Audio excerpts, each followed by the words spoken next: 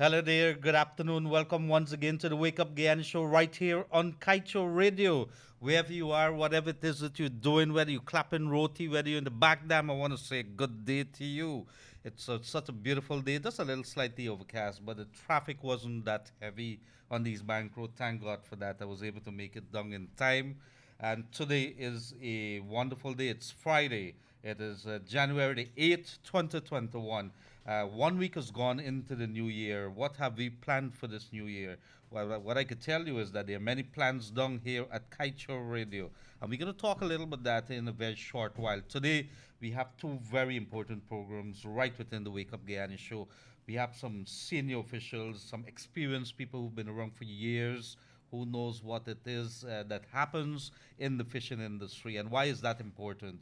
Food security has been a big issue in the Caribbean around the world for the longest while, and that dictates what happens whether people go hungry and long term and planning for the government how big of a chunk of revenue that they could make or how big of a chunk of their expenditures that they take from the annual budget of that particular country. So we're going to talk about some of the challenges of illegal fishing in a very short while.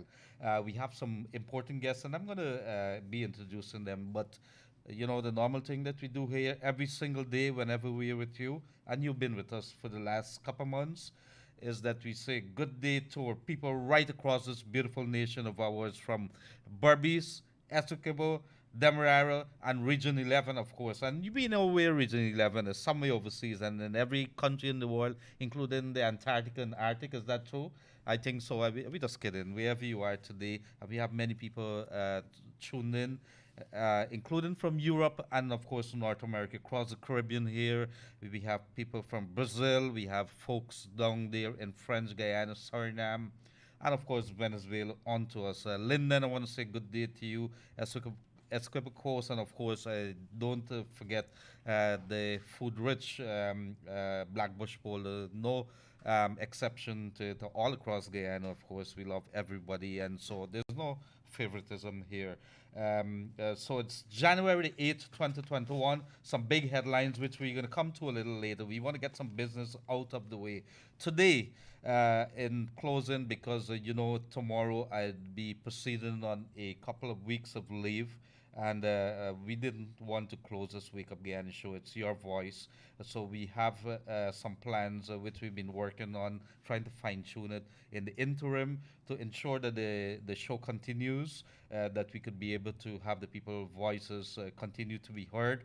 We continue to find some solutions to some of the major problems, and of course, you could be able to raise many of your concerns here, and we could be able to hear the people of Guyana hear what it is that concerns the people, that matters to you. So welcome to the Wake Up Guyana show right here on Kaieteur Radio. Your host Leonard Gildarie. We coming to you live on Kaieteur Radio on Facebook, also Kaieteur Radio live stream on YouTube. We also coming to you live on 99.1 if you're in Escobar and Demerara. In Berbice, it's 99.5. And today we all want to welcome three very upstanding citizens of Guyana, people who have been making a mark and who have been part of the decision making process in so many ways. One of them, and we start with the lady first, and she's been around for a little while. She has made a mark, of course, in the private sector, come from the Maserati family. Remember that Maserati family, but she's not known more for that. I think she's more known for her conservation work, or she's a very big activist, in her turtles, and so she's going to tell you a little bit that. But she has a lot of experience in fishing, the environment, and so on. No other than Miss Annette Arjun Martin. And she's married, of course. I won't say Miss, I say Mrs. She's married, of course, to the very well known Guyana's best singer. Sorry, let me correct that. One of Guyana's best singers, with all due respect to the others there. Annette Arjun Martin is married, of course, to Mr. Martin, Dave Martin. And if you remember, both of you on top, well, that's a man there.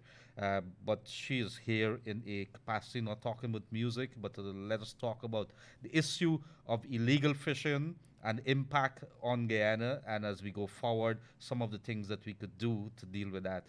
Of course, all the way from Berbice, we have here too chairman of the Upper Quarantine Fishermen's Co-op, Tamishwar Jainarayan. I think everybody knows him as Mohan as well. And he's well known up there, and he's a chairman there, and so well known. And the Upper Quarantine Fishermen's Co-op, a very vibrant society up there, a very vibrant organization, and they would have, seen over the years some big challenges, and the big challenges that we're facing right now in Guyana. You're going to hear about that in a very short while. And of course, we could not have a show like this without having one of the experts also, one of the officials involved in the fishing industry. And he's going to tell you a little about himself very quickly, in a very short while. And he's the director of maritime safety, Captain John Flores. I hope I'm pronouncing it correctly. But what I could tell you is that in the house today at Kaieteur Radio, I think it's two national awardees. So I am humbled to be here in such presence today. So we're going to get right down to it. Captain, I want to move right over to you for us to get right into it. Why is fishing important and the issue of illegal fishing at this time? Well, thank you, Leonard, for inviting me to the show. And I want to say, fishing itself, which is a large part of the economic livelihood of many, many Guyanese, from especially the lower class of society, a lot of the working class of society make their living off of fishing. So there is a huge percentage of the population itself of Guyana who depends on fishing, and the family also depends on fishing. So the government, through the Ministry of Agriculture, Fisheries Department, and the various cooperatives, as we see here, Pomishwar is from the number 66 on quarantine, have regulations and management plan for fisheries.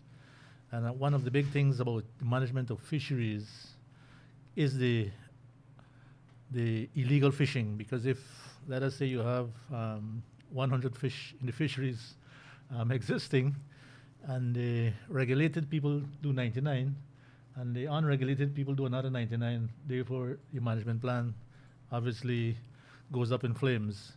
Right. So, Mhm. so that is why we pay keen attention to the illegal fishing issue, because there is a management plan, and we need to stick to it, because if not, the fisheries itself would be overfished, and therefore that would be very problematic for the fishermen themselves. Captain, very quickly, for somebody who is now don't have any clue what the enormity of the fishing industry in Guyana. We're talking about what kind of trade are we looking at here? How big of a business is this for Guyana? I would think probably about, I can answer that. yeah. So Okay. my last check, Leonard, was that fisheries contributes between 3 to 5% of our GDP, and it's valued at about 145 million US dollars Wow. annually. Uh-huh. So it's huge, and as John said, Captain Flores said, the relevance to the population of Guyana, over 20,000 persons are employed. Mhm. So the livelihood aspect is huge as well as, of course, being our main source of protein. Right, John? Yes. Yeah. So, and we know that we have some very good fishes here that we could talk about our bangameri and our snappers and so on. And we talking this is offshore kind of fish. We talking about the inland fish. We could talk about the hassa and so on that we know about. But we come straight over to Mr. Tamishwar, and he is the chairman of the Upper Quarantine Fishermen's Co-op. Sir, you have a co-op there, very vibrant, one of the most vibrant that we know.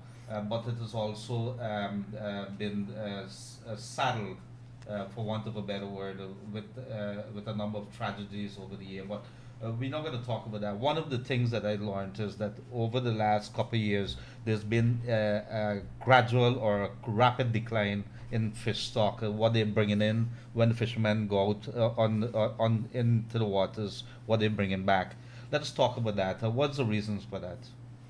Well, good evening, Leonard, and thanks for the invitation to be on this esteemed panel.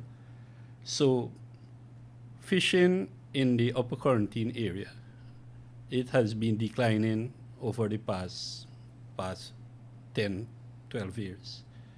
And there are a lot of thoughts behind it, but for us is that we are overfishing. There are too many boats pursuing the same amount of fish. And the fishing grounds have not been extended. So it's one area we fish, and boats keep building and keep putting into the water. There are not enough regulation to these things. A person can just come and make a fishing boat and put it in the water and go and fish it. And it's alarming, the situation, and that because of that now the boat is competing to catch the fish. Chairman, do we have any idea at this point in time whether the illegal fishing, when we talk about illegal fishing, what are we talking about? You and I had a conversation before. Yes. Are we talking about persons from Guyana or persons from overseas? Well, it's a bit of both. Illegal fishing is not only like a foreign vessel come and fish in your water. It also that your local fishers don't, like, for example, take out a license and go to fish. Or it's a regular occurrence, they do copy license. They have our original license, they make 3-4 copies and then share it among themselves and then go out and fish. So the illegal fishing is also about, the IUU fishing is illegal fishing, unreported fishing, and unregulated fishing. So the unreported fishing come under the category of fishing that by these boats have these illegal license. They go and fish, and their catch is not being reported, and they do not have to comply with no regulation. Now, when you for example, when the data have to be given to the fisheries official on the amount of fish being landed at the landing site. So these unreported vessels or these illegal vessels, their data is not being captured. So when the fisheries combine with the resource personnel and they do their trends or they plot their graphs and say, okay, this is the trend or this is the status of the fish stocks, those information is incorrect because illegal, unreported, unregulated fishing is not being factored into the data. Right. I thank you for that. But I come back to Captain John Flores here. Sir, as one or as the regulator maritime, how much of a challenge has it been to deal with illegal fishing, unreported fishing? For us, it is it's a major challenge because it requires monitoring of the fishery zone. Now, you know, the fishery zone in Guyana is co-adjacent to the exclusive economic zone, which is 200 miles offshore.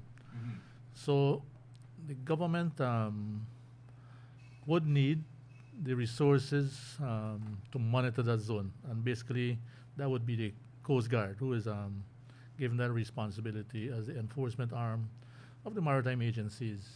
Now the Coast Guard has very limited resources to monitor offshore. I do know that they have some resources to monitor close inshore. Yeah. But offshore, there are very limited resources, even with vessels, even with aircraft. So it is quite difficult to monitor what is happening in the larger offshore areas, prawns and tuna and so on. We do have a lot of data, I would say, probably from the artisanal fishing, from where Palm Shore comes. But offshore, there is a lot of difficulty to monitor that. I don't have the figures, but I would say that it is quite a large percentage of people that pass through the fisheries of Guyana. I know fishermen have this saying that fish doesn't have borders itself, but to manage our fishery zone, which is the EZ itself, is indeed a large challenge for Guyana. Is there any truth to rumors and that's what we hear right now, unsubstantiated, that we have international vessels, maybe as big as the Chinese vessels, in our waters. Have we have any confirmation of that? There is. I've heard also of reports. I have not heard from the Coast Guard any confirmation of that, but I've heard from time to time people seeing vessels offshore. And we're talking about factors. I think the chairman would have talked about that, because if you're talking fish stock, so we don't have any kind of idea whether any kind of fishing, if it do take place by such international vessels, by other persons that's outside of Guyana, what kind of impact that would have on the fish stock. We don't happen to have that. Well, I don't have the data to say what kind of impact. But what I do know is that a lot of the offshore fishing, that is like red snapper, tuna, and so on, which occurs offshore, way offshore. Uh-huh. Guyana itself doesn't have a lot of vessels that venture into that. I'm aware that they have some Venezuelan companies that fish offshore on a license with the fisheries department, Uh-huh. that fish there and report and sell the fish back to Guyana to some companies. But I don't know how honest they are in these ventures, whether they sell all the products to Guyana, whether they fish and just go back to Venezuela, or they sell to other buyers. But I know there is licensed companies that fish, and I know there are other people that fish without license, and so that really needs monitoring offshore there, and I don't think we have the capability right now to monitor it. And for those who are now joining us, this is the Wake Up Guyana show with your host Leonard Gildarie. In our studio today, we have some very important people. Captain John Flores, and he is the head or director of the Maritime Safety, and at Arjun Martin, and she is a conservationist, environmentalist. We also have chairman of the Upper Quarantine Fishermen's Co-op, Tameshwar Jainarain, also called Mohan, very well known up that way. How many, I know, lady and gentlemen, that over the years, over the last couple of years, when I was covering agriculture, they would have been talking about closed season and so for fishing. At that point in time, the trawlers are not allowed, and that was part of the measures to ensure that our fish stocks are replenished. Has that worked? Did that make sense?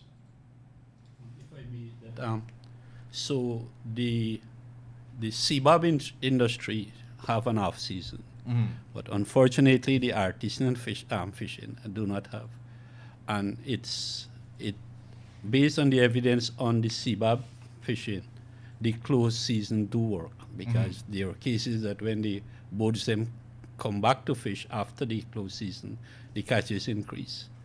So it's something that has been, as you said, on the table for a while, but the will to do it has not materialized.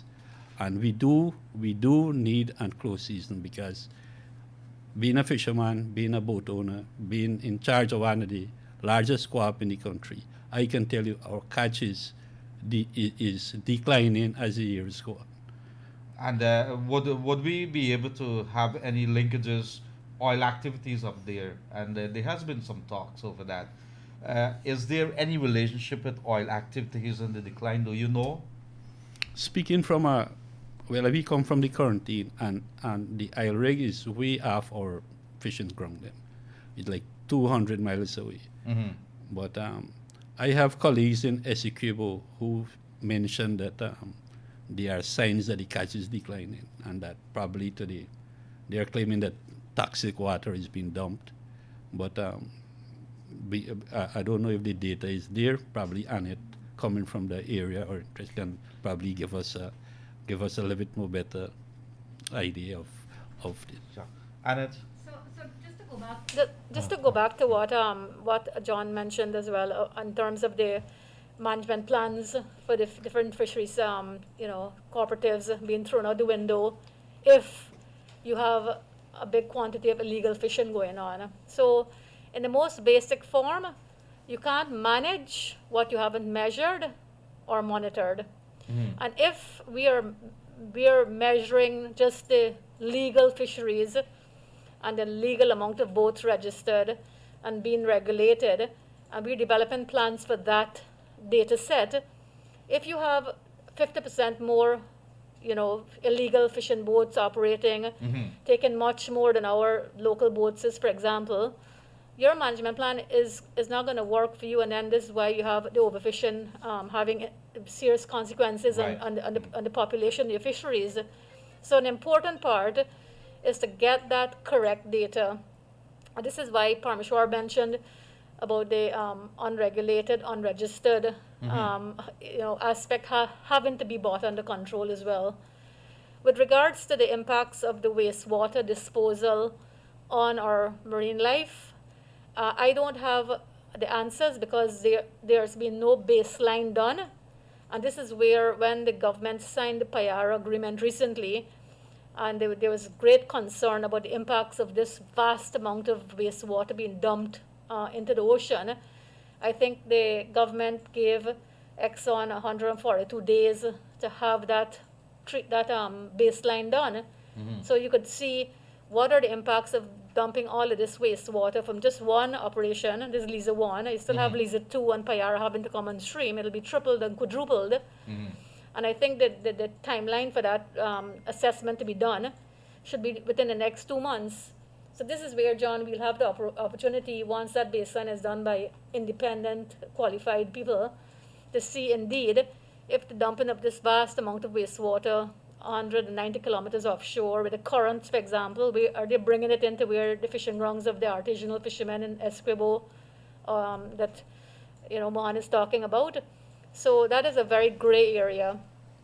So in terms of coming back to the impact of illegal fishing on the marine environment, what I do know for a fact is that indeed, as John attested, the capacity that we have to monitor illegal fishing has always been challenged.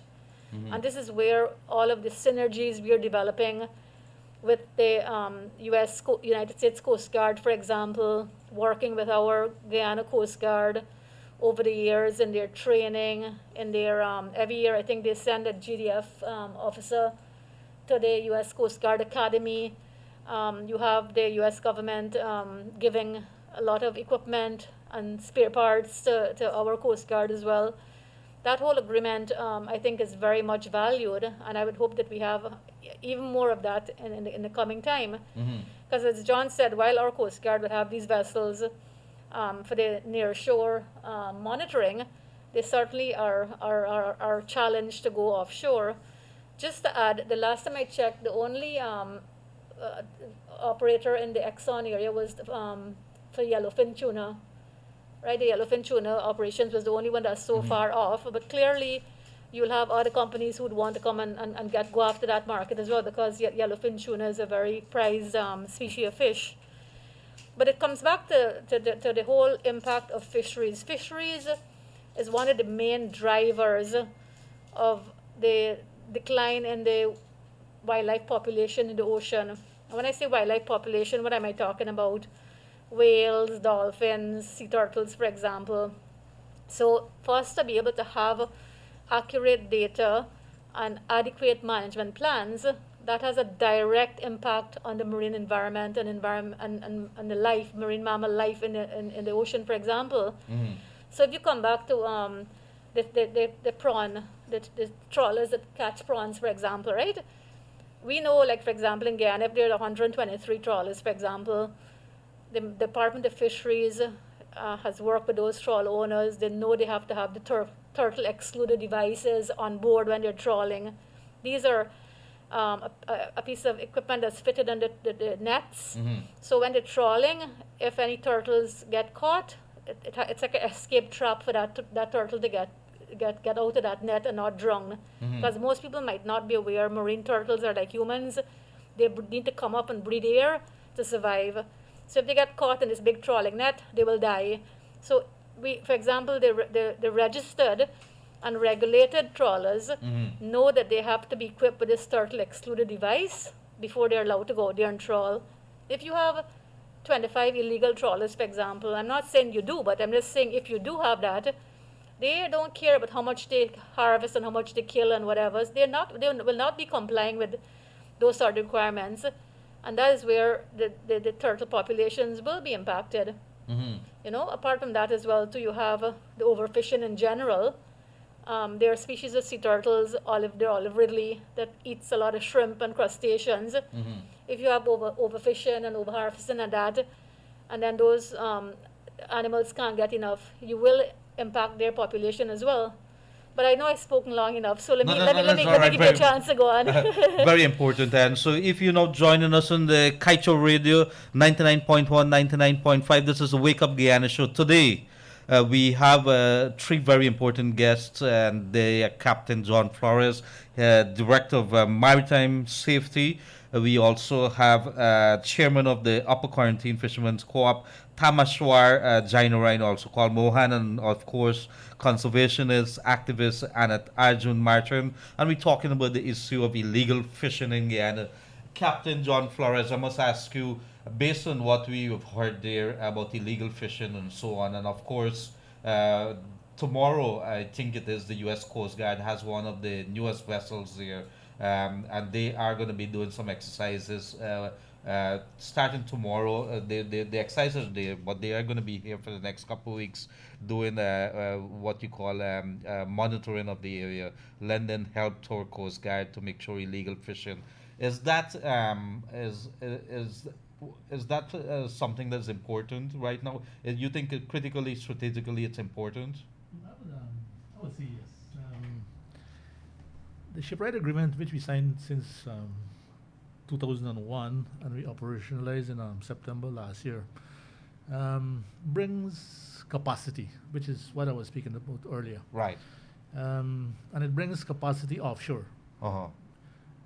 While the shipwright agreement itself deals specifically, I would think, with illegal trafficking of drugs, drugs itself is linked to illegal fishing. Most countries link the two industries.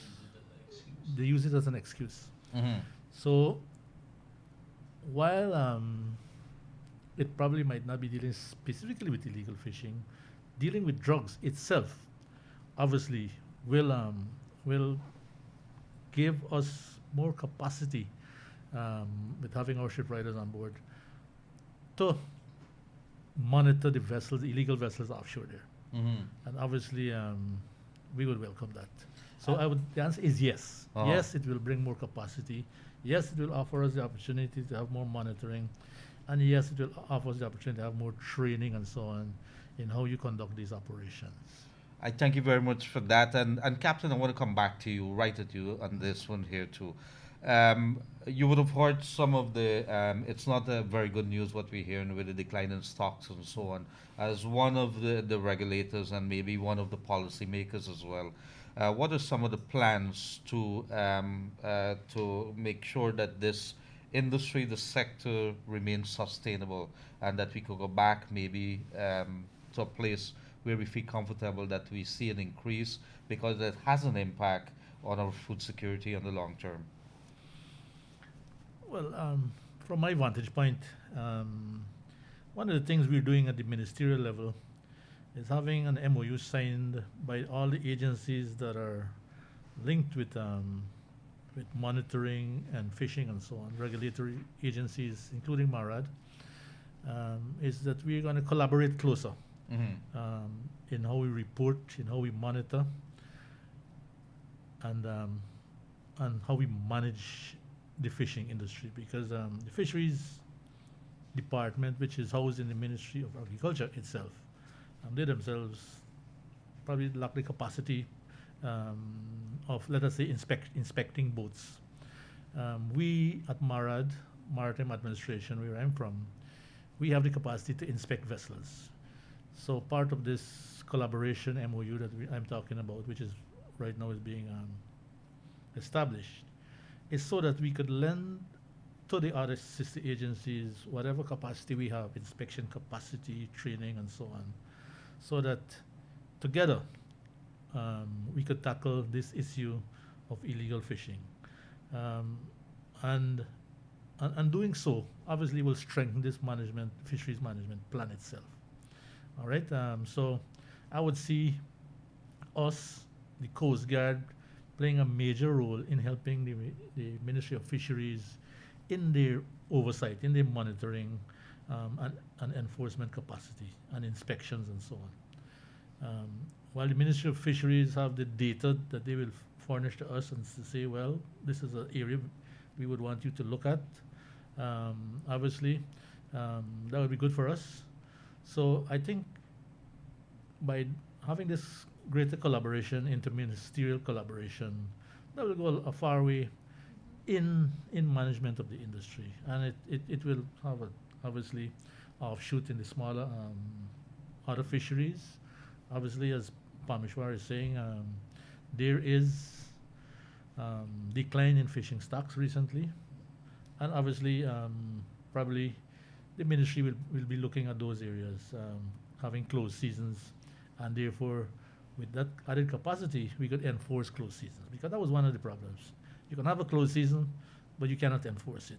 So once we have capacity now, we could enforce those things. That it's closed season not only for the regulated fishing, but it's closed season also for the unregulated fishing, which is something we have never monitored. Right, right. So from that aspect, certainly yes.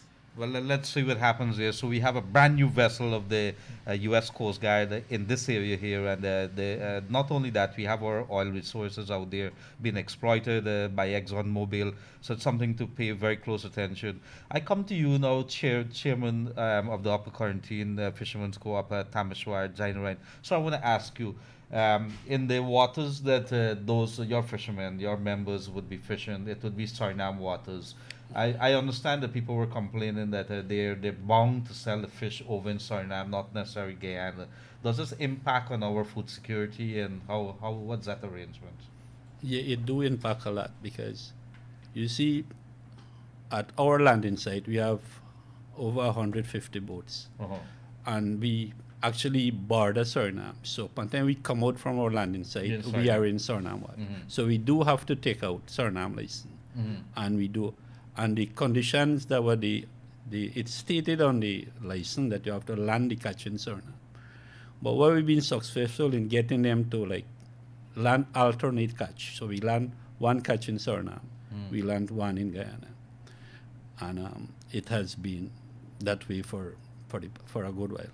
So the issue in terms of the food security, it's both countries have, because Suriname, by giving you a license, I mean it's their resources. They have to get a share of the resource. So we can't. So we have to comply with the part of the licensing arrangement. And then we have our vessel, in addition to take out Suriname license, we have to take out Guyana license, because we are moored in Guyana.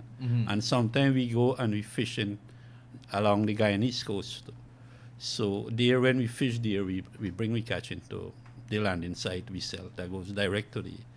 And I may also say here now that 95% of our catch is being for the export market. You're right. So. Well, what kind of fish, and what are we talking about? We're talking about gray snapper. We're talking about sea trout. We're talking about various species of catfish, and that is the main fish species we target. And I want to throw this right at you, sir. You're one of the integral players, and then you would see what is happening. Are we facing one of the most devastating threat right now with the decline of the fish stock to the livelihoods? Yes. And then, in addition to the poor catch, we have COVID-19. What COVID did to the industry is that a lot of the market overseas, the hotels, the restaurants, they were closed, and the demand for fish wasn't there. It ended up, because the demand was there, the fish price start falling. For example, we used to get $450 a pound for a gray snapper. The company gave us $120 a pound. Just imagine how much it dropped. and the fishers couldn't have survived with those prices. And so we have declining catch, we have drop reduction in prices, and it was really an devastating impact for us. A very tough industry here, 145 million US dollars industry, 20,000 plus workers, and if you multiply that by maybe four persons per family, it has a ripple effect there. And I must say, Leonard, fishing is not a 7 to 4 job. Fishermen work in the hardest condition. They work in the stormy seas. In fact, one of the motto at our site is that we risk our lives to feed the nation with high protein at low cost. That's our motto. Well, And we actually live by that. Because throughout the years, in addition to all the other dangers, man-made or natural disasters, we was targeted with piracy, especially from our landing site. We were, unfortunately, that was something, the only way we made the news, by being victims of piracy attack. yes. And it was because of the border with Suriname, the pirates could have come and attack the vessel and then go and hide in Suriname. The laws weren't there to. It's a matter of jurisdiction. The Guyana police would tell you that, okay, the incident happened in Suriname water. They cannot pursue it to its fullest. And then, but there has been a dent in the piracy. Some of the other year. Many of the ringleaders are in prison, and for the past year, we haven't got thank God, we haven't had a piracy attack. Yeah, I remember the last one, what that was so devastating, and that was because of something like a gang war kind of thing going on. And then we lost many, I think as much as 20, 19, 20. Yes, somewhere around that. Right. Annette, I want to come across to you because I know that you're very passionate about the environment and so on. Fishing and the environment, what is it the Guyanese people should know? Well, the Guyanese people should be aware that the health of our ocean and our food security, which is fisheries is a big part of, is hinged on us managing it properly. And it comes back to the fact that if you don't have a proper stock taking, you don't know what you have, you can't develop suitable management plans to manage it. Now we're gaining, thankfully, with the help of the U.S. Coast Guard and the Stonecutter being in the region and working with our Coast Guard in Guyana. We're building out the capacity to monitor. So I think what Guyanese need to understand that fisheries is just not going to the market and the fishing on your plate. As Mohan said, there's so many other elements with how that gets from the ocean into your plate or on the overseas market that they've now lost because of COVID. So focusing on the whole presence of the stonecutter in our waters and the exercise that they're going to do tomorrow with the Guyana Coast Guard, with John's very exciting news that the regulatory agencies, MARAD, Coast Guard, Department of Fisheries, are going to sign an MOU to cooperate, because that's also been part of the challenge where there's not enough coordination with the relevant agencies so they could have a bigger impact rather than trying to do it in a very isolated sort of manner. Coming down to the fact that the close season for CBOB, for example, has proven to be very productive. Of course, you have the emerging issue of additional vessels and the impacts that'll have on potential loss of your Marine Stewardship Council certification. So I think we're starting off 2021 in a good way, that we are having all of these very crucial topics being discussed, but not only being discussed, there's already development. You're going to have the exercise tomorrow. I think as well too, the Admiral of the Southern Command, is it the Navy? Yes. The U.S. Command, he's coming on Monday. I would imagine, apart from a courtesy visit, he's going to probably end up signing some agreement as well. That's going to even build out further in our capacity. So I think it's a good thing, And just to go back, Leonard, that I should mention, while I'm sitting here, and it's an honor to be in the presence of John, Captain Flores, and Mohan from the number 66 Fisheries. When I founded the Guyana Marine Conservation Society in 2000, the very next year, I was very fortunate to be given an opportunity by the U.S. State Department under their International Visitors Program to attend a global environmental workshop where I was networked with the environmental leaders in many other countries.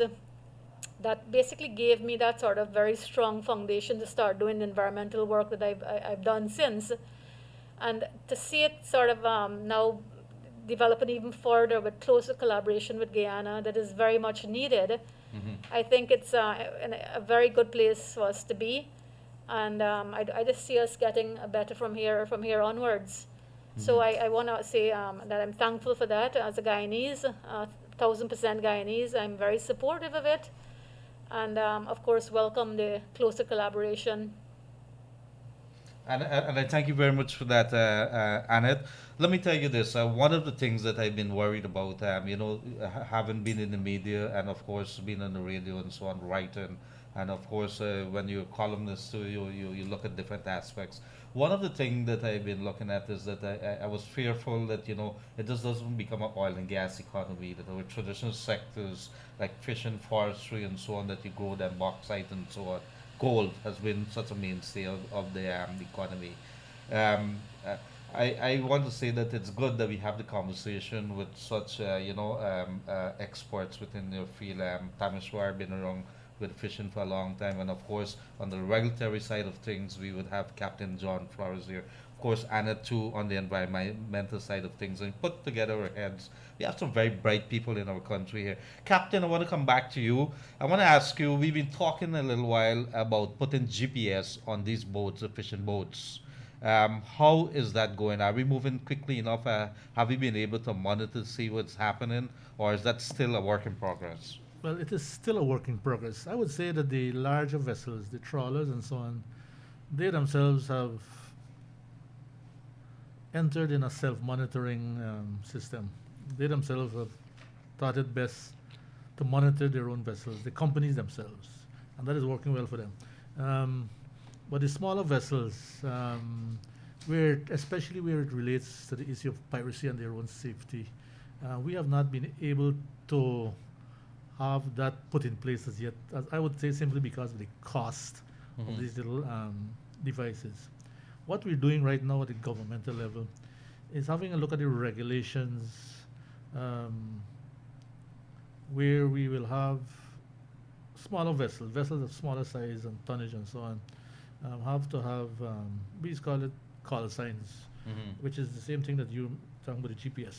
We will give them a little a number which is designed basically to be entered into a little gadget called an MMSI number, from where they could send distress signals. So let us say a particular vessel is assigned an MMSI number, and the distress signals come from him. If he's sinking or if he's being attacked or something, we will know exactly where he is, and therefore to go and give assistance. So we're looking at the regulations right now with the Ministry of Telecommunications. Once we gone past that phase, we're also looking at a possible company in Suriname who does the same thing in Suriname. But they themselves have problems like our fishermen here. So we're trying to get the cost down so that our fishermen could have it at an affordable level. Once that is okay, then we'll have a little plan to tackle this anti-piracy issue. So it's a work in progress. The larger vessels have it already. It's the smaller vessels now that we're trying to work out something to have it in place. Thank you very much for that. Captain, is it true that some fishing companies like Pretty Paul's and so on could be able to see, I think they actually have cameras on each one of the fishing boats and see the catches as they make them? They have that possibility now? Yes. Actually, and they could do it live. I think Pretty Paul was telling me about it, that they actually have that capacity now. It's part of the MSC certification process that the vessels have to be equipped with this VMS, vessel monitoring system. And what I might just add to Captain Flores, in that there is in the fisheries management plan for the artisanal vessels to be equipped with VMS devices beginning from the year 2020. That was last year. But I think probably COVID threw a wrench in the operation. But we work close with Suriname, and Suriname put VMS on the vessel on our vessels there. That's vessel monitoring system, right? Yes, VNS, right. Uh-huh. But what happened? The issue is that it comes with a cost, and they were talking about $100 installation, and $40 a month, like a fee you have to pay, and it was the idea that who would be paying that, because it would be proven expensive, and then the system what they put in place, it not stand up. It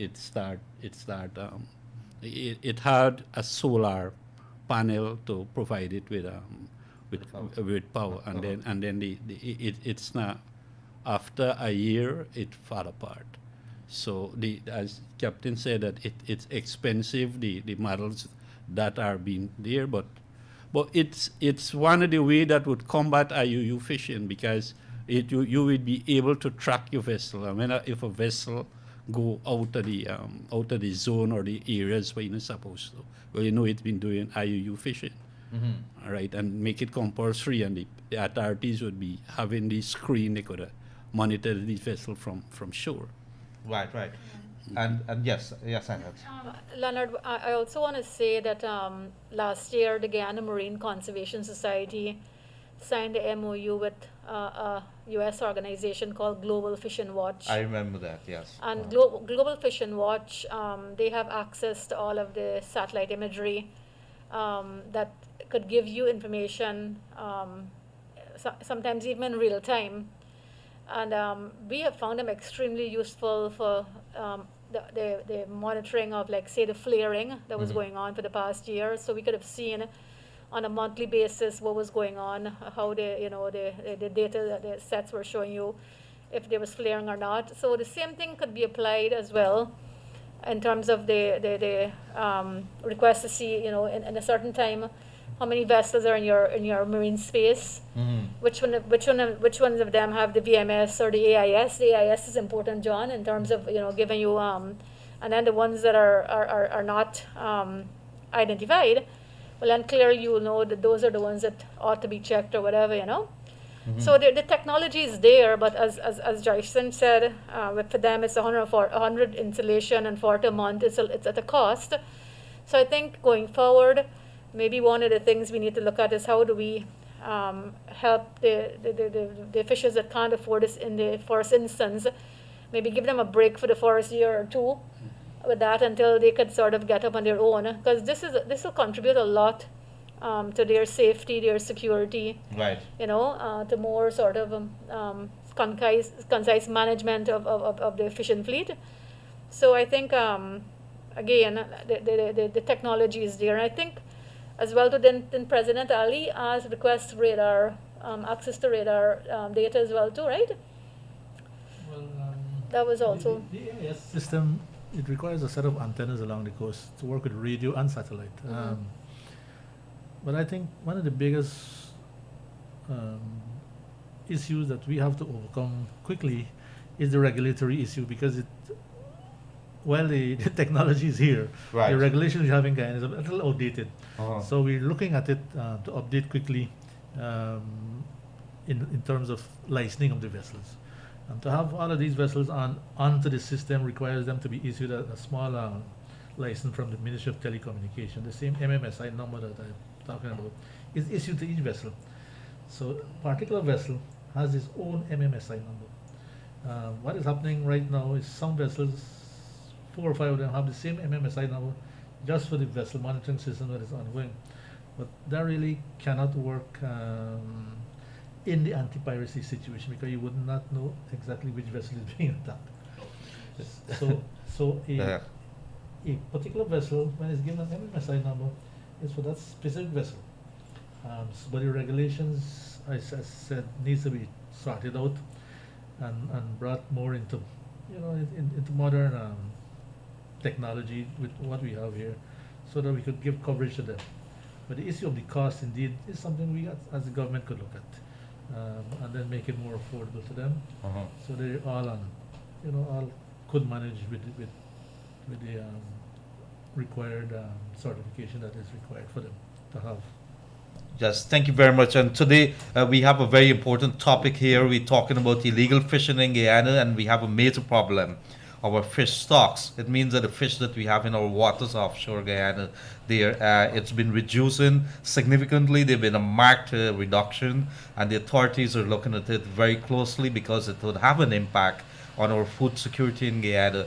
And today on our panel we have Captain John Flores, and Arjun Martin, and of course Tameshwar Jainarain. And Tameshwar Jainarain, is the chairman of the Upper Quarantine Fishermen's Co-op and conservationist, and Arjun Martin, she's no stranger to us, and of course Director of Maritime Safety, Captain John Flores, in the house today.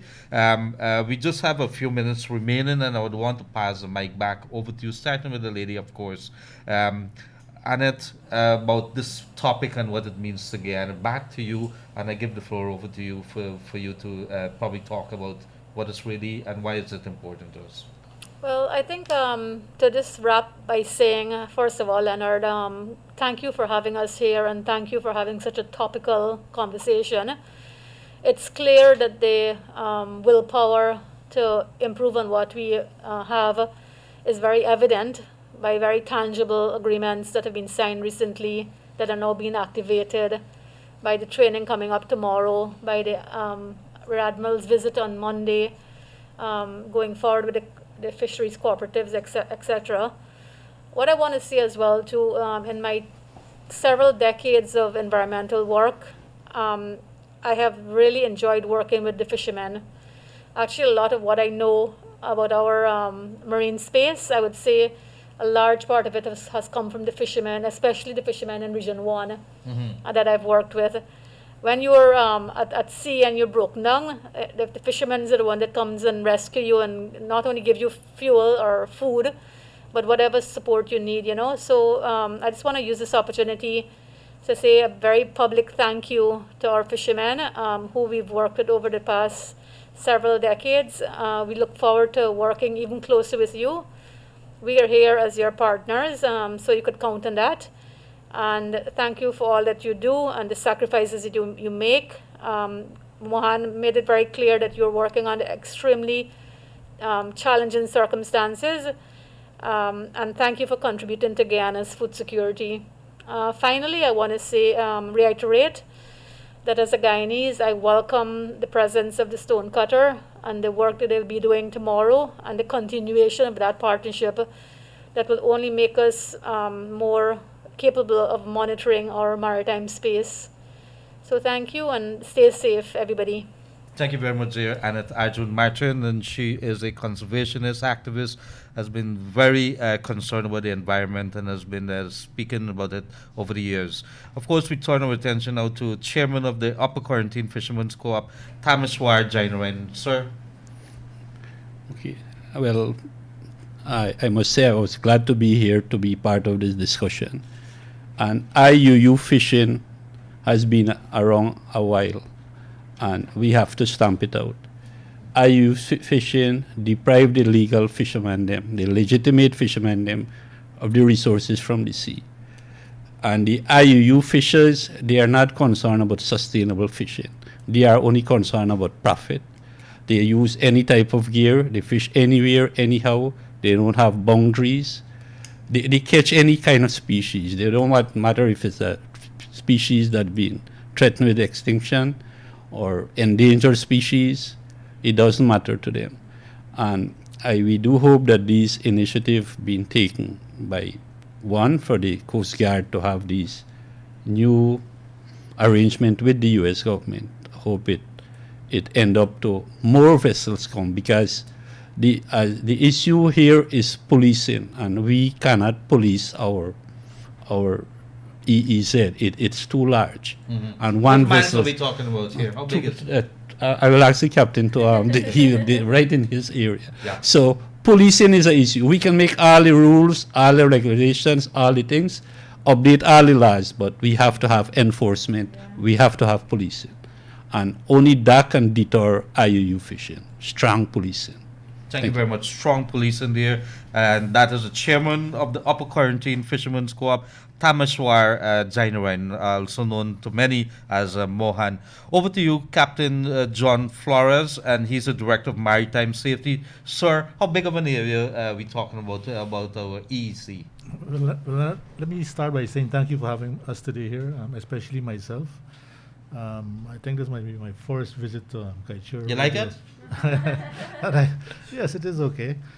But from a regulatory point of view, and in terms of the space, we have to regulate 200 miles from the baseline, as we would say, which is from the shoreline. Yeah. That is the depth of the exclusive economic zone. Yeah, which is the same thing as the fishery zone. That is out, and then 270 miles from Winey Point to the 61 marker on the quarantine coast. So it's that long and it's that wide. But what I want to say basically is that we're developing at a fast rate in Guyana with the onset of oil, and with that we have to learn to coexist. I mean, the different industries, the fishing industries have to know how to coexist with the oil industry and so on. And therefore, it is like a little challenge to the fishermen themselves because there's that difference in knowledge, I would say, between the oil industry people and the fishing industry people. And therefore, I would say, when I say we, I'm talking about the government and the people who are responsible for running the fisheries, needs to come up with a little plan or little program so that they could have little educational programs with the fishermen to bring them into the knowledge that is required to coexist with the other industries. And that an issue came when we asked a question of how will fisheries be compensated if there's an oil spill per se. And that I don't think that question was adequately answered up to now, simply because a lot of our fishing is unregulated in Guyana itself. I'm talking really about those fisheries that exist in areas like Region 1 and so on. There are a lot of fishing co-ops along the coast, Tameshwar, well established, well regulated and so on, but there are also some native fisher people who depend on fishing for their livelihood, but they're not well regulated. And those are under the radar. Under the radar. Right. So those are the people that I'm referring to in event that there's an oil spill. They probably would not know how to be compensated. And I think it is us, the administration's duty, to educate them on the need to be regulated or to somehow have their name placed on some register saying, look, I am a fisherman. I've been doing this for 40 years or how long, and therefore I want the authorities to know that I depend on fishing for my livelihood. And we need to put those kind of plans or programs in place to educate these people on why you need to do this. Not because we want you to pay tax so much, but because we want you to be part of the national data system that we have to see how much fishermen or people that depend on fishing in Guyana. So I want to ask the authorities and the administration and so on, as much as possible, let us help the fishermen themselves to have themselves put on some registration system, put themselves on the radar, on the data system, so that they could benefit from the development of the country itself.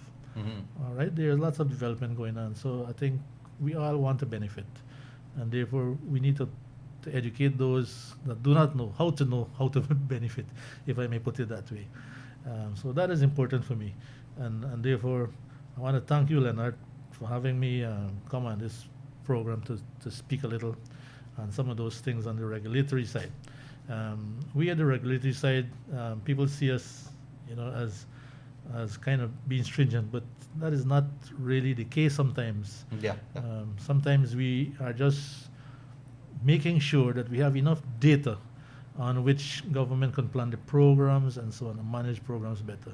So all the fishermen who are registered with us, we will know, so that probably in the management of the fisheries itself would say that probably we have too much fishermen in a particular area, as Tamishwar was saying earlier. And therefore, from that standpoint, the regulatory is important because we control the data that is available to government or to even people that want to use the data. So, we're here with the people providing that service too. Thank you very much for that, Captain John Flores there, and he's the Director of Maritime Safety. And let me tell you this, it's impossible within 1 hour to be able to capture everything here. This is such a big topic that I think it's going to take a couple of days for us to really come up with the necessary regulatory policies and so on that is going to really protect this industry here. And then the figures that we get in there, these are very serious figures. $145 million US in terms of business per year when it comes to fishing, the fishing industry. That's what it brings in. And we also talking about 20,000 persons. And if you think every family that is being affected, let's talk about 80,000 persons thereabout. And we're not talking about the other side too, where Guyanese people need fish as a source of protein. So it's a very big topic when we're talking about oil and gas, and what we need to also pay attention to, food security in the bigger scheme of things, and how do we also deal with the issue of illegal fishing, our decline in stocks, and how to determine what are some of the factors contributing to that. Big topic as we go forward in the country. I would hope, ladies and gentlemen, that we continue to have this conversation here, because these are important if we planning to bring this country to the next level, which is a first world kind of level country. We have to also not, how to say, throw away the baby with the bathwater. Pay attention to every little thing, the thing that would have traditionally made us who we are, kept us alive over the years. Fishing industry being one of them, forestry sector, the bauxite, the gold, the diamond, and so on. Don't let us turn our backs on it. And so it's a big topic, food security in Guyana. I want to say thank you very much. And of course, I think I would be reflecting what Leonard would be saying as our owner for the radio. The forum is here, the platform is here. Feel free to use it to educate our people a little more, to make them more aware. Thank you very much, Annette, and of course Tamishwar, and of course Captain John Flores, for taking time out from your busy schedule to be here and to educate our people as to what should be some important topics that they should know about. It has been educational for me too. Thank you very much. Well, you're welcome. Thank you. Thank you for having us. Good. So while we say goodbye to our people right in the studio here, we're going to chat sometime. I'm going to call you guys a little later. We have to continue our program here too. And we go very quickly into our newspaper here of January the 8th. And it was such a very important topic there, illegal fishing in Guyana, and the impact on the environment, the impact on food security, so many things. And of course, it has an impact on our economy when you have a decline in fish that the fishermen are bringing in into the country, security and other things. So we're going to tell you that it's January the 8th, 2021. In a very short while, we have another big guest that is going to be coming in here. Why do we choose to do that? Because these are topics that we can't get away with. Captain Mike Charles, you know that big yellow helicopter that has been flying around the place belonging to the Army? Well, he is the captain for that, and he is the pilot. And he's going to be here in a very short while to talk to us about a very important thing. You know, a lot of people know about Guyana, but they don't know a lot of things about Guyana, like some of the areas. A lot of places are almost, I think, 80% plus of Guyana unexplored. A lot of people would have never gone to Essequibo, but they've gone to the United States. And one man has been mapping Guyana, would bring you some pictures of things that you'd say, no, this does not belong to Guyana. And so in a very short while, he's going to be in with the studio at the studio here to talk to us about a DVD that he's brought out that is going to map some parts of Guyana. I think it's a sport DVD. So in a very short while, we're waiting his arrival here, but in a very short while. In the meantime, we are going to set up, and I'm going to tell you a little about this show here. We've managed, because we've been finding a little difficulty in finding a host to continue the program with my exit today for the last show for the next several weeks. But in the meantime, Kaieteur News, Kaieteur Radio, the family here, has found somebody who is going to continue it, maybe at a shortened version. But we cannot close the program. We don't want to leave it just like that. So, Mr. Anthony Pantlitz, he is going to be with us, chatting a little in a very short while. He's sitting in, has been sitting in a couple of days very quietly, listening to us. He would have been somebody who has been living overseas, but he has also been a commentator on affairs in Guyana. And, he's going to keep us alive in the next couple of weeks, until we could get the show back on the road. And I hope that he remains here. But we go very quickly into our newspaper while our boys are setting up, and he is going to probably say hello to us. But on our front page today, of the Kaieteur News, January the 8th, 2021. I think we just about just after 2 o'clock today, and it's the CARICOM insurance time. Let me just very quickly remind you that if you want a better value for better protection, get your ship and cargo coverage. Just today, CARICOM General Insurance Company in Cut 121 Regent and Ornock Streets. To better serve you, you can now purchase your insurance online from the comfort of your home. Telephone 225-1787 or 269 0020. CARICOM General Insurance Company Inc. So very quickly, very quickly. Yes. So very quickly, let me tell you, on our front page of the newspaper of the Kaieteur News, your favorite newspaper today, Alex Ponzi scheme boss tell attackers harming me or my family won't bring back the money. And this is Yuri Garcia Gonzalez. And he is being accused, slapped he and his wife with over 8 charges, including anti-money laundering charges. And he's saying that, there's some gunmen apparently shot at a place that they believe that he was there. And he's saying, do not attack me because then that doesn't make sense. You can't get back your money by attacking me. And so there's a lot of people very angry with him. They allege that he has taken over $4 billion, Guyana dollars from them. And so while they've been charged, they want back their money. And so there's a story that's developing. He did appear on a social media platform last evening talking about that and defending himself.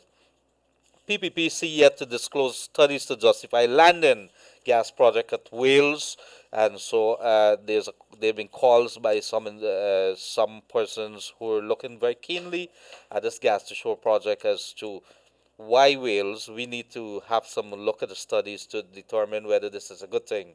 So that's the story there. The only thing that I love is women. This is a Mahaica man tell court before he gets 56 years of murder. He's alleged, he was accused of murdering his neighbor a couple of years back. And so before the court, he says, I'm not a bad man. The only bad thing that you could accuse me of is that I really love women. And the judge did not really believe that he was sincere. Slapped 60 years minus 4 years. He got 56 years from murder. Health Minister estimates arrival of vaccine not before the second quarter of this year. So we won't be expecting any vaccines to come before March. It is going to be after then, and that's what Health Minister Dr. Frank Anthony is saying.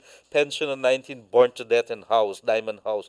Shocking case. Very condolences on behalf of the radio and of the newspaper, Kaieteur newspaper, the Kaieteur family here. This man here, 90, was an amputee as well as he has problems with his eyes. Couldn't help himself. Somebody left on, according to the reports, pot on the fire, and the fire started. He could not help himself. Got burnt up in the house there. GDF, U.S. Coast Guard, conduct exercise offshore Guyana this weekend. 19 dorm students tested positive for COVID-19. This is a very worrisome case there. Commercial registry demands companies to submit names of beneficial owners. We have to pay attention to that too. As long as you have a company, the law require you, or the regulations require you, that you say, who are the people that are going to benefit from this company here? How much percentage do they own? And what did they get in? And this would come at a time when the questions over those two oil blocks given out, Kanji and Kaieteur, and the questions over who the owners really are. So today, I want to stop here because we have somebody in the house. It's a very old young man, or a very young old man. You're going to talk to him, a very dear friend of mine, but also somebody, when it comes to Guyana, you can't get more real than this man. He's a man of the wilds. He's a man who's up in the air. He's been 40 years. Would you believe it?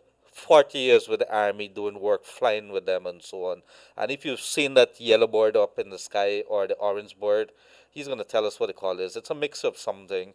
If you seen it up in the sky, you remember that day when there was the inauguration of our president. Well, he was a man who was manning that helicopter up in the air. That there was a very beautiful picture that was taken of the men on the horse and the vehicles that was leading the president to his inauguration here finale a couple months back. And he was a man in the helicopter there. And he has done some tremendous work over the years of going to some places that you'd never even heard about. And he's been mapping it, taking videos, taking photographs. And he's been fortunate that we have Captain Mike Charles. He's a very young man. I made some jokes about him, but all due respect, he's a national awardee too. But he has been able to, in a very picture way, in a very video way, been put on DVDs some parts of Guyana, which I think we should thank him for chronicling those scenes. So good day to you, Captain Mike Charles. Did you bring anything, or did you come with your long arms into our studio today? Good afternoon, sir. Yes. And thanks for the compliments. Yes, I did bring what the DVD is going to be looking like, and how we're going to promote it and get it across Guyana and across to the world. And I have it right here. And you could show the people that there's a screen in front of Yes, you. sir. And yes. This is what the flash drive looks like.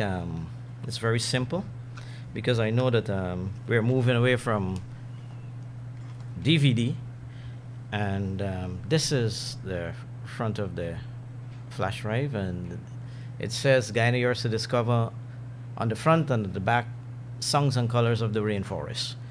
And this is what the DVD, we have to produce DVDs also because some people don't have computers still. And this is what the front of the DVD looks like. Lovely. I like it. There's a helicopter there as always, right? Yes, sir. Yes, sir. Aerial Guyana. There's an aircraft that I flew for probably more than 30 years, that type. It's a Bell 206. And at the back, it's the endorsement by the Guyana Tourism Authority, the Prime Minister, and the rest of information on the back. But I must open it to show you what the inside looks like. 1 second. And this is made in the USA. In fact, all of our products are made in the USA. Thank you, sir. And this is Leonard Charles, my little brother, who is part of the project. He's been part of the project for almost 16 years. And he's the one in the USA who does this. In fact, he just brought this in 2 days ago, so we can bring it and show the Guyanese people what it looks like. And this is what the disc would look like, and ensure that you have the correct disc and not a bootlegged copy. Yes. And the reason for that is because these are something it's replicated. Replicated, meaning that it's pressed onto the disc. All right, it's not duplicated. Duplication, you show a disc about probably 5 or 6 times, then it starts skipping. This would never skip as long as you treat it the correct way. Keep it clean, and I think you should keep this particular one clean because it would be a treasure for you to have something like this. It took us more than 8 years to get this going, and if you want me to explain how we got this going, I could. Because we had this product sitting for a long time because of copyright. Everybody in Guyana would know that we have a copyright problem. We're the only country in this part of the hemisphere without copyright legislation. Even Trinidad, you can't mess Barbados, you'll go to jail. Guyana, you do anything you want. And I had some cases that we had so much problems with in the courts because we spend so much to get this done. The time is ridiculous. Sleepless nights, the time to get into that jungle, to spend time out there, to fly, to get these things done. It's a lot of time and energy to get these things done. And then as soon as you put it out, there's the man burning your DVD and sometimes selling it more expensive than than what we asked for. It doesn't only happen here. It happens in the USA, Canada.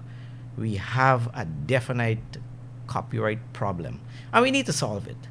I was speaking to the former president about his works, and I wanted to bring this DVD out since I think it was 2016. And he told me that he got the same problem. And he's the president. He told me he got the same problem with copyright issues because people are using his stuff and without permission. He said he went to a function he was invited to, and everything there was his stuff. They didn't even acknowledge him. And he's the president. He was the president at the time. But coming back to the DVD, when we decided to get going, President Ali called me to ask me what it is that I need to get this product off the ground.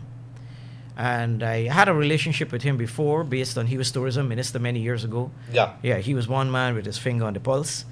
And he wanted us to showcase Guyana, even though in COVID and whatever, we need to get something out. So I explained where I'm at with it, and full support without a question. And that is why we have this DVD. This DVD is not available yet. It's going to be available in 2 weeks because it's taken time to get back from the USC. And all because of COVID. When they're in production, for example, they can produce 5,000 a day. Right now, they're down to 800 a day because of the line they use and the amount of people in the facility at the same time and so on. So we'll have to wait. But the product is here. We have it, and we are only going to launch it when everybody can get it. So I won't be giving you one, sir. I won't be giving you or you. You have to wait. Well, unfortunately, you're in my territory now, and you know, we could talk about that. But let me tell you this. Why is it that we should be excited with something like this? There are many Guyanese, Mike, and I want to say welcome to his brother, Leonard Charles, my namesake. They would have been working, and this is not easy work, compiling it, putting it together. You have to take the photographs, and this thing is many man hours, many man hours, that you will be up in the sky, that you would be down in the ground in the forest. I remember going a couple months, or was it a year or so back, up with Captain Michael Charles in a place called Kaieteur, Mazruni area there, because we were looking at the impact of mining and the big wide open areas. So Kaieteur News, Glenn being the man that he is, he says, you know what? Get Captain Mike Charles because he knows the area. And so we flew up we hired the helicopter for the army and we went up. And when I landed in an area, I can't remember where it was, and Captain Mike Charles picked up a big beetle. I've never seen a beetle this big. And he was putting it on Kiana, and then he was putting it on me. And I said, well, what's wrong with this man? But for him, I rather suspect that it was a normal day in the life of Mike Charles. And Mike Charles would have seen many things across this land. I know you've gone to some places that people never probably even heard about, some names and so on. On this DVD that you have here, sir, what are some of the things that people could look out for? Probably some unusual things. You're going to see some very unusual things. You're going to see some flying and so on that is going to blow your mind out of this world. Let's talk about that. Yes, sir. Sir, I think one of the first things you're going to see on this DVD is the waterfalls. Guyana is gifted with 200, according to the U.S. Department of Defense. They did a study here. We have 268 waterfalls. Well, let me stop you there. You knew that, Raj? If you want to live here, you got to know these things. I didn't know that, but thank you very much for that, Mike. Yes, sir. 268 waterfalls. We are, apart from the land of many waters, we are the land of many waterfalls. We are going to see in the starting of this DVD, after the first minute and a half, it will show you some of the great waterfalls. We have one particular waterfall they call King Edward VIII. I've been flying over that thing for more than 30 years. In the wet season, it's really powerful. It's pretty. Because of how it sits on the edge of one of the big mountains. It comes off Ayangano, which is the highest mountain in inland Guyana. In fact, that mountain is featured in a very small way. You'll see we fly over the mountain, and if you look carefully, everything under the mountain is clouds. That's to tell you we're pretty much up there. It's 6,700 feet high.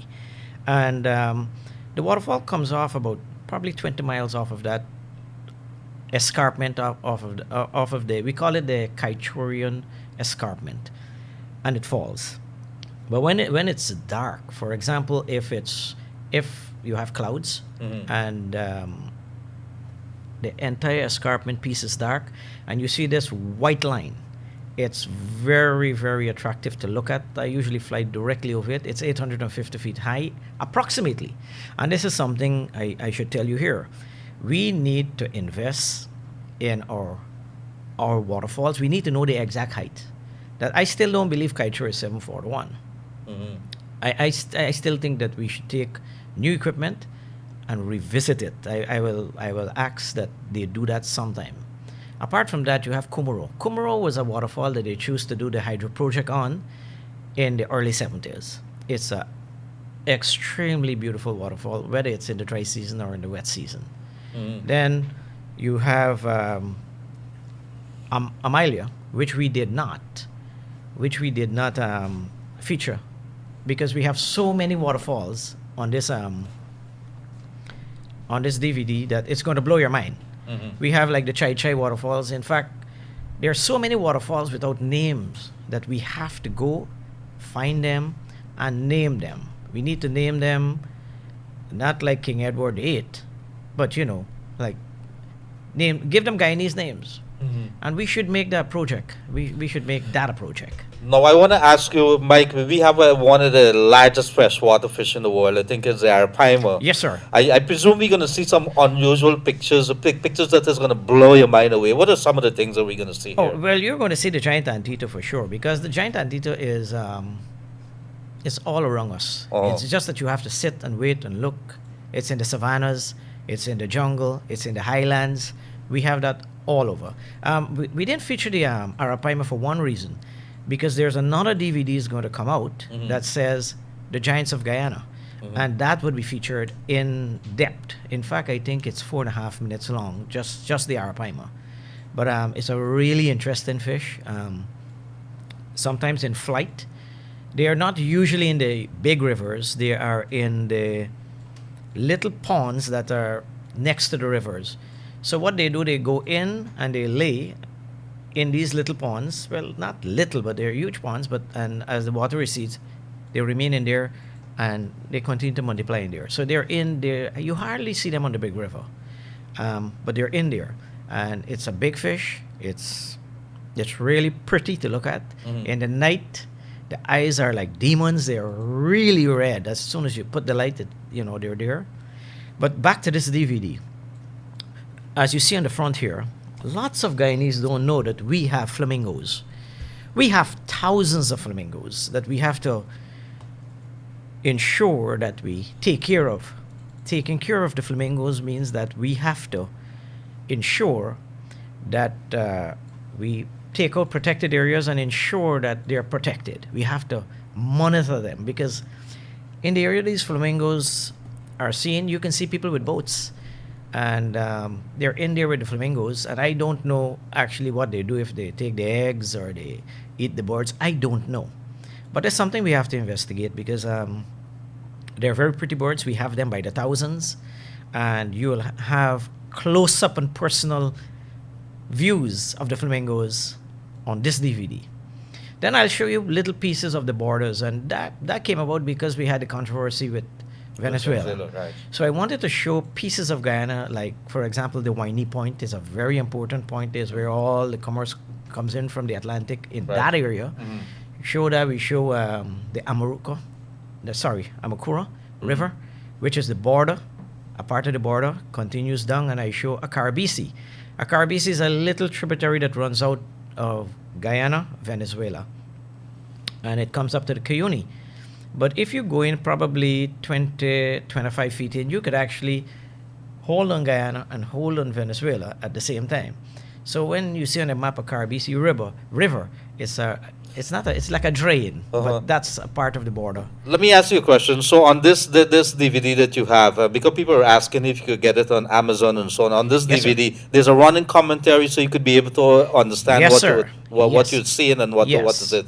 And we took Michelle Abraham Ali. She is our person. Oh, our yeah, go-to. that was So the- we are at, I would say, top of the line in terms of our narration on the DVD. It is, I like it, and I look at it almost every But I day. think you've been talking plenty, right? You could not have done this without your brother. And the brother is my namesake. It's Leonard Charles in the house. I want to say welcome. I've never met you, sir. But Mike would call you at 10 o'clock in the night and he said, you know, where I went? I went somewhere up in the highway there in the canopy and I saw this. He took some pictures of Kaieteur. This man takes pictures all over the place. Some beautiful pictures. I'm not sure what camera you're using, but fantastic pictures. How much of a work are we looking at here, Leonard? Well, first of all, thank you for being here, and supporting my brother is very, very important. Being the smallest of the family, Who's the smallest? He is or you are? he might look younger than me, but I'm the youngest. um, Actually, he's got me beat by 4 years. Okay. Yeah, but this guy, this is his life, man. That's what he does. It's crazy. I mean, this guy taught me to shoot a slingshot. He taught me to steer a boat. He taught me to be catching fish on the Demerara River as a kid. I was fortunate enough. By the way, I'm living in the States for about 35 years. Been here a long time. But I come time to time, and he would take me into the jungle and fascinating what is there that I didn't even know existed. Well, let me tell you this. I must interject there. A couple years back, we decided to take the kids up the highway, and Mike says, "Come, let's go." So he took us in a trail, I think, by where I can't remember the GRL. Oh, And ideal, where- here, ideal. Yeah. If you know what fat pork is, well, Mike was able to point out to us. And if everybody, I know when you come to Guyana, you would go someplace and go to a restaurant and sit down and eat. Mike takes his people into the hinterland to fish and things like that. So that's the kind of person that you're talking about. Somebody who's very passionate about the back dams or the hinterlands, whatever you want to call it. And there's another side to Guyana. You guys have never seen it. I've gone to the Currybrong where they wanted to put their Waterfalls hydropower project there. I think this government is still interested in that. But if you've seen the big trees and the different air that you breathe, and you could sit down there and see animals running across the road and things like that, it's a different thing. And this is a man who has been living it, watching it, and so on. How many hours did you take to put together this DVD? Hours. And when you say putting together, just compiling, I'm not talking taking the photographs and the videos and so on. Well, a normal DVD would be 750 clips maximum. Mm-hmm. When we were putting together this DVD, we went through more than 7,000. So I can sit here now and I can go produce another DVD or two more DVDs of Guyana in a few months. So it's a lot of looking and no, this is not good enough. Let's put this in, get a new clip. It took well, it's 8 years.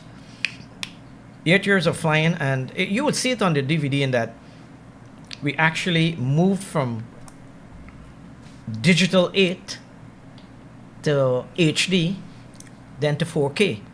Wow. And all would be included on this DVD because some of the footage I'll never ever get rid of because, you know, the pressures of getting it. For example, if you land New River is our territory. This is up the Berbice side, guy. But no, quarantine all the way up the quarantine and then a right turn into New River. And then New River goes for probably another 100 miles. But listen to this. From where the village is in New River, you have more than 100 miles to travel by boat and you will not see a human being. Mm-hmm. Think about that. And think about how wild it is there. It is extremely wild. How unexplored, if you were to say a percentage of Guyana, well, not unexplored, but where nobody is gone, nobody is living there, how much would you say? I'd say between 30 and 35%. Mm. Because the wide open savannas, you know, people would traverse those, but the jungle, the jungle, nobody goes there. And in fact, New River is noted for largest pit viper in the world, which is ours, which is You have the some bush. pictures of that? Oh yeah, we have live Are shots. you talking about the big snake? How big is that? Oh, that one we were doing, that was 12 feet in length, but that's the Bushmaster. That's a snake you don't want to go close to. I call him the devil because the amount of venom he'd pump into you would be 8 times what he would pump, what a normal snake would pump into you. And I've seen people hit by Bushmasters never survive. Never. If you don't have immediate medicine to administer, you won't make it with a Bushmaster. I like the snake, but I still don't like the snake. In fact, New River, you would find them very often close to the water edge.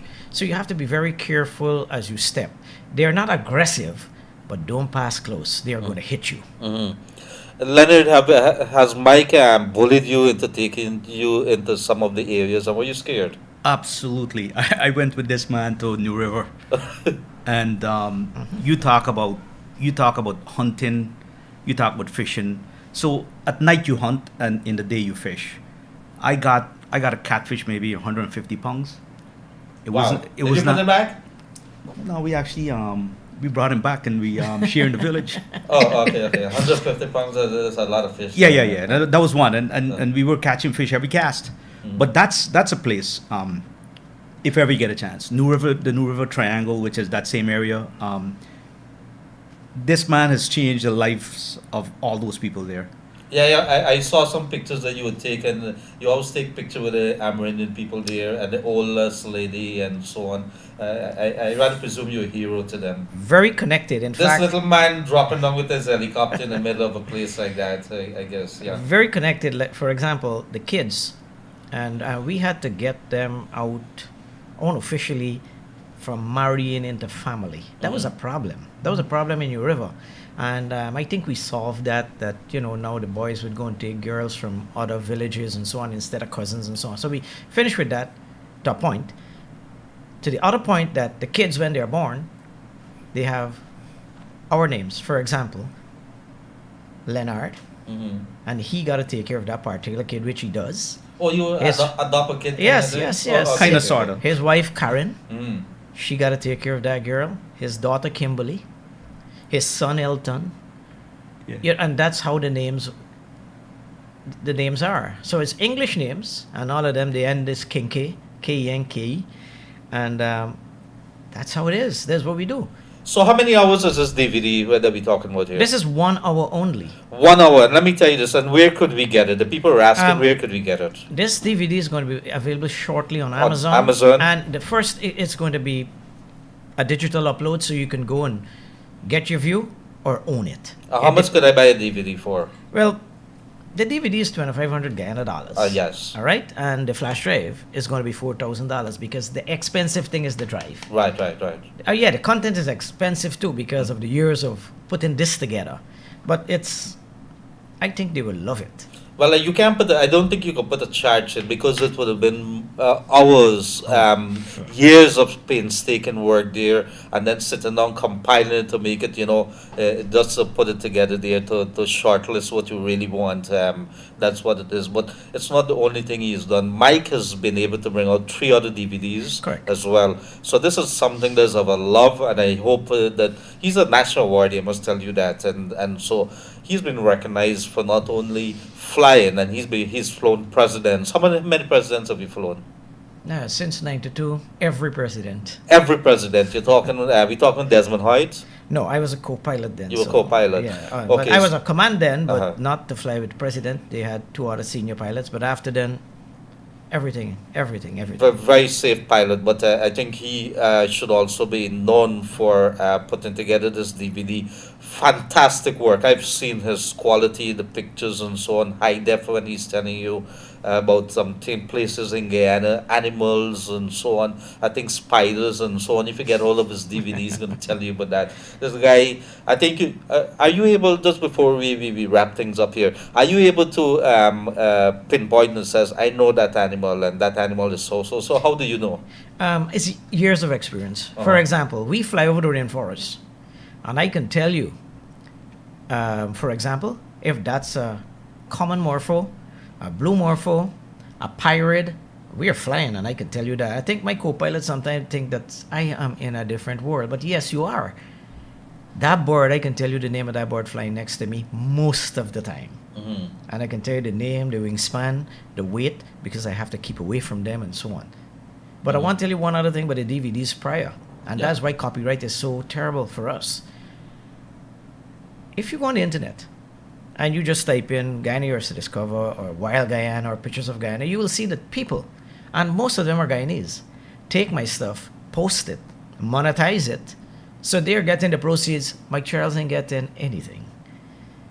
So now that we are, and that's one of the reasons that we are like 2 weeks away from launch, is because today it went to be encrypted in California to come back. So anyone who wants to steal our content will not be able to put it up on YouTube or any other place. It's going to, which is a good thing. And this Right. is new technology. So we have that. So keep on the lookout, because when we launch, we don't want to have it available and we didn't launch. So we're going to launch and we will have it available the same night when we launch. And we're supposed to be launching in less than 14 days Uh-huh. because I have other commitments to work. So I'm trying to get this done before my commitment starts. Uh-huh. So it's going to be there. It's going to be on our website, and our new website is arielguyana.com. arielguyana.com. Yeah, it's And let gonna- me tell you this, and like I've always said, topics like these, you don't talk to Mike Charles or Leonard Charles in just about a couple minutes and say that's it. These guys have a wealth of knowledge when it comes to mapping Guyana, when it comes to bringing you the other side of Guyana. These are some of the people that you would want to connect to. These are some of the stories that need to be told. I remember flying with Mike, and Mike would point down there. You see that house? Look at that house there in the middle. I can't see the damn house. And so, how does Mike see the house? Well, Mike has been flying, and Mike knows, and I think he has eagle eyes as well. And that is a very good thing. Mike, we really proud of you guys, you and Leonard, with this particular DVD. Do not buy anything that's pirated. These guys have put down tremendous work. For $2,500, you get a little piece of a country. The guy has brought to you using, I think he's abused the helicopters here. Just kidding. He's been doing official work, takes the opportunity to map Guyana. Exactly. And this is what he does. His passion. And if there's anybody who knows Guyana like the back of his hand, this is Mike Charles. I think he's one of the few persons. In fact, I don't think is there anybody like you in terms of knowing Guyana. I think so, sir. You got a lot of people out there who do stuff. I'm just one I of the think he's little very ones. modest, and that's what he is. That's Mike Charles for you, Captain Mike Charles. I hand over to Leonard and maybe you, Mike, and then we wrap up here. But let me tell you, just get your copy. It's going to be on Amazon in a very short while. Mike is going to announce in a very short. There's going to be a big launch. I think the president, the government of Guyana is going to adopt this. And so you're going to hear about it in the newspaper, on the radios. It's going to be all over. So get your copy. Do not buy anything that is you. In any case, you can't pirate it, but get it. Support one of our locals here, Mike Charles, and I'm always very proud to talk to him. I stand in awe. I'm humbled, in fact, by talking to Mike. Whenever he talks, I said, "What is he talking about?" But I'm impressed. I must tell you, I'm impressed. Over to you, Leonard. Well, thanks for being here, and yeah, you guys go get this stuff. Apart from being this brother that I'm proud of, he does a hell of a job flying, saving lives in this country. This man they would call him, he would just get up and go start that chopper and bring a kid out. Incredible. Yeah. So in its entirety, you got to support him. Just to give you a little background, real quick. This man had a green card, living in the U.S. And he said one day to me, he says, bro, nah, this is not for me. I'm a Guyanese. I'm heading back home. Jump on, and the rest is history. The man just likes this place. I wouldn't say I'm quite the opposite. I'm more American than anything else. I've been there for 35 years. I'm 55 years old. Went there when I was 20. But this guy is true Guyanese. I gotta beg him to come visit me, But support it. Mike is a good guy. Definitely high quality. Everything that we produce was done in the States. Very, very high quality. We've got some great partners. The guy that owns the company takes Mike's phone call every time, even though there's a million other things going on, because he just likes Mike and the work. He's a pilot. He's a pilot also. And that's he's a why. pilot, yeah. Well, you must have an appreciation because when it comes to this country here, for a long time, I think that there wasn't a recognition or people were so engrossed in doing to survive in.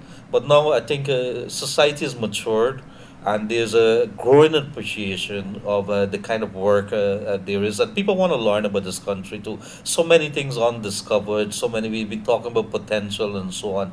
Part of the education process, we see these things coming out. And of course, we cannot underestimate the amount of work, sacrifice, pains, and the hours that would have gone into it. Let's show appreciation, no piracy. Over to you, Mike. Well, thank you very much, sir, for having us.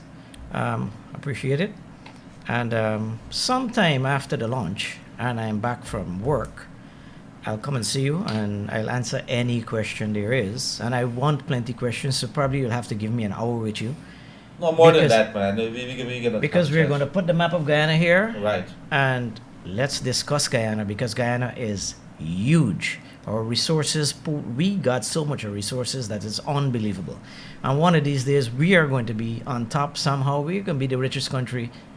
We are the richest country. So let's say Thank that, you, let's sir. say Let, that. let me just correct Okay. that. So Right. I'll come back sometime whenever you call me. Thank you very much, dear. There you have it, Captain Mike Charles, MS. That's what it is, Medal of Service to the people of Guyana. Is it Medal of Service? Yes, sir. Right. And there's a reason why he's been given a national award, not only because of his work here, but he's been doing some fantastic work when you need to bring somebody out from the hinterland because of a medical emergency and so on. The man to call is Mike Charles, more than likely, and he is ready just a phone call away to do what he has to do. Fantastic pilot, and of course, with chronicling some of Guyana's weirdest places, unknown places, the names of the places, has a lot of knowledge in that. Thank you very much, Captain Mike Charles and his brother Leonard Charles. Always a pleasure. And like I said, we could never do you justice by sitting here a couple of minutes, but I'm gonna make up to you, and we're gonna have our chat. And next time you come, bring a paiwari or whatever it is that you bring. Whatever you want, sir. Thank you very much, dear. All right, sir. Thanks. So we say goodbye to the two gentlemen at the moment, and it's always a pleasure talking to some. We had some very important people with us today. People who, in the whole scheme of things, are critical to this country, and we should be proud of them. When we talk about, when the history books are being written, these are some of the people who are going to be featuring in it. I'm sure of that. Of course, as we come down, we wind down to this program here. I would want to say, I would want to say that we are going to be chatting with our people in a very short while. We have right now, we're going to bring on and talk to a gentleman by the name of Anthony Pantlitz. And Mike, I'm going to give you guys a call. Thank you very much, right? Thank you very much. And please let me get my DVD and autographed in a very short while. So thank you very much, dear. And we are going to catch up. So in the meantime, okay. Good. I think I was asked to read something here. Let me see, what is it? It's a CARICOM insurance time, a better value for better protection. Get your ship and cargo covered just today. CARICOM General Insurance Company, Inc. at 121 Regent and Oronox Streets. To better serve you, you can now purchase your insurance online from the comfort of your home, 225-1787 or 269-0020. So today has been a very interesting day. We are going to get hooked up now to Anthony Pantlitz, and he has been around for a little while, lived overseas, came back here. He says he wants to do some work and has been commentating, has been making notes of what's happening in Guyana, keeping his tabs on the pulse of Guyana, politically and otherwise. And he's been, I think he's going to take his hand at trying at bringing the Wake Up Guyana show to you over the next couple of weeks. And I hope that you guys, give him the cooperation, the love that you would have given to us over the year, the last couple of months, in fact, to make Guyana, the Wake Up Guyana show what it is. Today, before we start talking a little to Anthony, I would want to say to you that it is a very emotional day to me, for me here on the Wake Up Guyana show, because this has been something I had absolutely no idea what I was doing on March 2nd last year. I had absolutely no idea what I was doing in August after My friend Dr. Yog Mahadio, he had to return back to his responsibilities, and we were left with this afternoon slot. And we said, you have to do something. The Wake Up Guyana show, everybody wanted to know why you waking up in the afternoon. But it wasn't for you to wake up in the afternoon, it's for you to wake up with your soul, and for you to start understanding that this world is so much more, and for us to play a bigger role in this country's development. And so today, very early in January, I'm faced with a very difficult decision in that I'd have to take some weeks off. In the meantime, the show cannot stop. The Kaieteur radio is not going to stop anything. We have Mr. Pantlitz, who is going to be with us, and he's going to be talking, and we're going to chat with him in a very short while.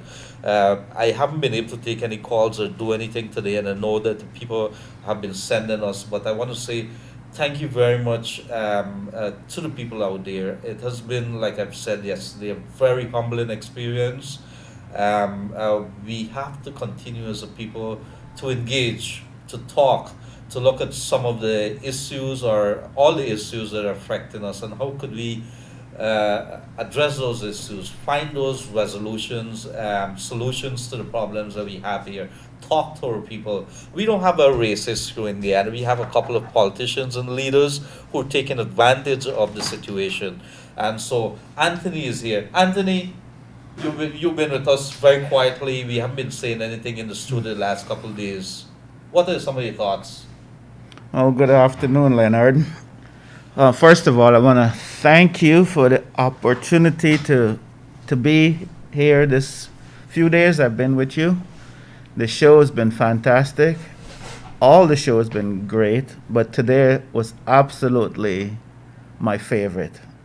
Having all of those wonderful, esteemed guests. I think Guyana and Guyanese was very much enlightened and educated today. I know I was.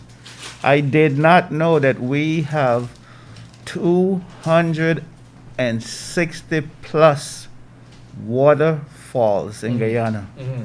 Amazing. It's amazing. It's amazing. Imagine you live all your life and something simple like that you should have learned in primary school, because that's a lot of waterfalls. So thank you, and I really enjoyed the show today and all the other days. Thank you very much. So Anthony Pantlitz, he's going to be with you from next week, and let's see how that show. He's going to put his own brand to it. See how it goes until we see when I come back. Hopefully everything goes well as I go off on a medical leave for about 2 months or so. But Anthony is going to be with you, and of course Mr. Lal, and there's going to be other people who's going to be assisting him, and we work together trying to hold almost the same model that we as we go forward. But thank you very much, dear Anthony. Like I said before, it has been very humbling, and I know many of you have my phone number, and you know how to get hold of me, and you know how to touch base with me, and please feel free to do that. Although the doctors said, ease up with the computer, ease up with the phones, and so I'd have to do that. In keeping, you never disobey the doctor orders, huh? You can't do that. So as we come down to the time when we say goodbye, I want to say to you, I just have a couple of messages that I want to repeat, which is this country belongs to us. The politicians that are there, our leaders, they are obligated, they are mandated to listen to the people. And so as we go forward in this country, let us understand some of the lessons which we've been talking about over the last couple months, is that we have the power within our hands to change the course of this country, the direction that it is headed. For a long time, we were just struggling to survive. Today, we're in a better position. Let us demand that our leaders take those right decisions. Let us demand that our people be a little more disciplined. It's not all about the leaders, it is about us as well. We need to start taking some more discipline in the way that we do things. Stop with our garbage throwing all around the place. Stop giving bribes. Start demanding from our leaders a little more. Start paying attention and educating yourself about this country here, about what it is that we have, about what it is some of our leaders are giving to us. Start learning about your country. Start learning about what belongs to you, about the gold, the bauxite, the oil and gas, the diamond.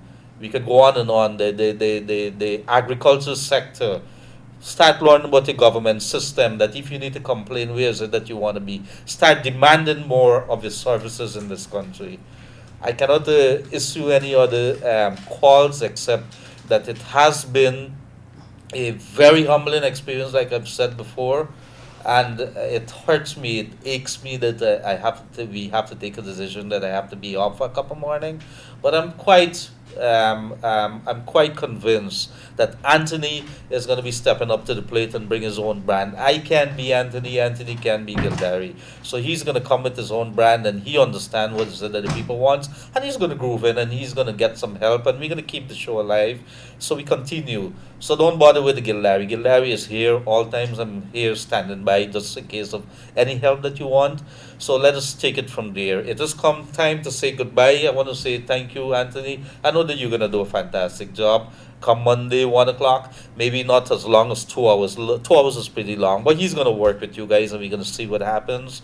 But in the meantime, on behalf of my family and self at the Kaieteur Radio, Kaieteur News family, I want to say thank you very much. You've shown so much love. You've changed. This radio here has changed my life considerably. I started looking things differently, and there's so much love that I have for you, for what you've given to me, the respect that you've given to me, and the conversations that we would have had. I've learned a lot, and I'm sure that you've learned a lot. I hope that this country remain great, because Guyana is one of the greatest place to live. We have so much that is promised to us. We just have to reach out to our hands and embrace it. I know I sound a little like the pastor and the preacher and the pandit and whatever it is, but I really do feel very appreciative of the love that you've given me over this last couple of months. Myself, Dr. Yog Mahadio, and then myself when I was left all alone. But you've made me welcome into your homes, into your offices, into your cars, into your trucks, wherever you are. And I felt good. I've learned a lot. And my life is so much more better because of that. I've never ever forget this experience. Wherever the road takes me, I will remember it. And thank you very much for that. This has been your edition of the Wake Up Guyana show here on Kaieteur Radio. You could get back a copy of this show here. You could look at it on Kaieteur Radio Facebook, Kaieteur Radio live stream on YouTube. Much love to you people. Take care. Take care of your country. Take care of your family. Until then.